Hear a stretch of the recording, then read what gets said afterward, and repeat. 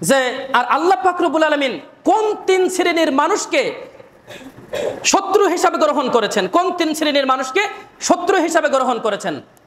তখন আবু যার গিফারী রাদিয়াল্লাহু তাআলা আনহু বলছেন যে এক নম্বরে তাদেরকে আল্লাহ পাক রব্বুল আলামিন শত্রু হিসাবে গ্রহণ করেছেন যারা খুব বেশি বেশি শপথকারী ব্যবসায়ী, খুব বেশি বেশি শপথকারী ব্যবসায়ী, যারা ব্যবসা করে ওই ব্যবসার সময় কি করে, কথায় কথায় শপথ করে, আল্লাহর কসম, আল্লাহর শপথ আমার মাল এত টাকা দিয়ে কিনা, হ্যাঁ আল্লাহর শপথ, আল্লাহর কসম আমার এটা খাঁটি মাল, হ্যাঁ এরকম আছে না, অনেকে আছে, কথায় কথায় কি করে, শপথ করে। এদেরকে আল্লাহ পাক রব্বুল আলামিন কি বলেছেন, এদেরকে আল্লাহ পাক রব্বুল আলামিন শত্রু হিসাবে গ্রহণ করেছেন। এরপরে দ্বিতীয় নম্বরে যাদের কথা বললেন তারা কারা, তারা হচ্ছে অহংকারী দরিদ্র, দরিদ্র অভাবী গরিব মানুষ, কিন্তু তার অহংকার রয়েছে অনেক। দেখবেন অনেক আছে, দুই একটা করে উদাহরণ দিয়ে আপনারা বুঝতে পারবেন। ধরেন দোকানে গিয়েছে একটা মাল কিনতে, এখন কোনো কিছু একটা হয়েছে, কম বেশ কথাবার্তা হয়েছে, এখন বলছে এরকম করে বলে দেখেন যে ও যদি আমাকে ওই মাল ফিরিয়েও দেয়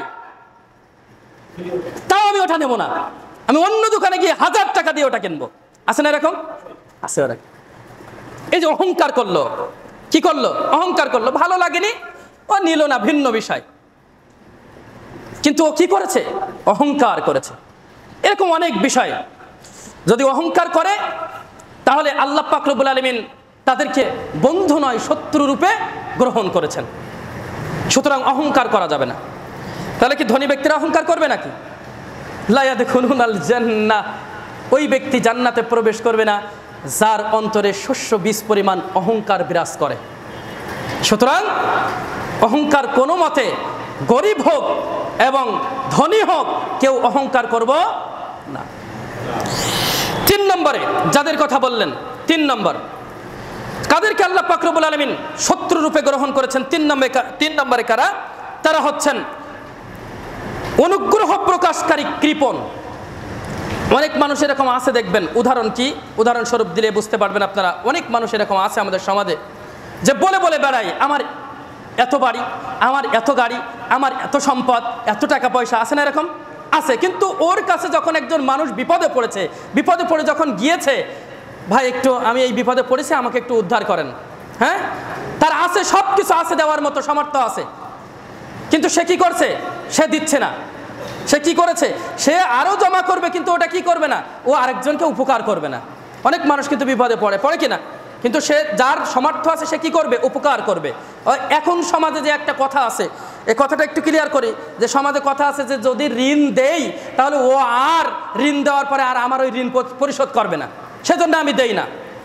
আল্লাহ রাসূল সাল্লাল্লাহু আলাইহি ওয়াসাল্লাম কি বলছে জানেন, যে ঋণ দেওয়ার পরে পরিশোধ করলো না, ঋণ দেশে পরিশোধ করেনি, ওই যে অর্থ সম্পদটা ওটা আল্লাহ আপনাকে দিয়ে দিবেন।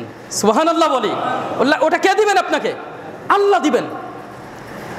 সুতরাং আমাদের যদি অর্থ সম্পদ যাদের আছে, যারা গরিব মানুষ, ওরা আপনার কাছে গিয়েছে, বিপদে পড়েছে, অনেক মানুষ ঋণগ্রস্ত আছে, বিপদে পড়েছে, আপনি তাদেরকে কি করবেন, সাহায্য সহযোগিতা করবেন।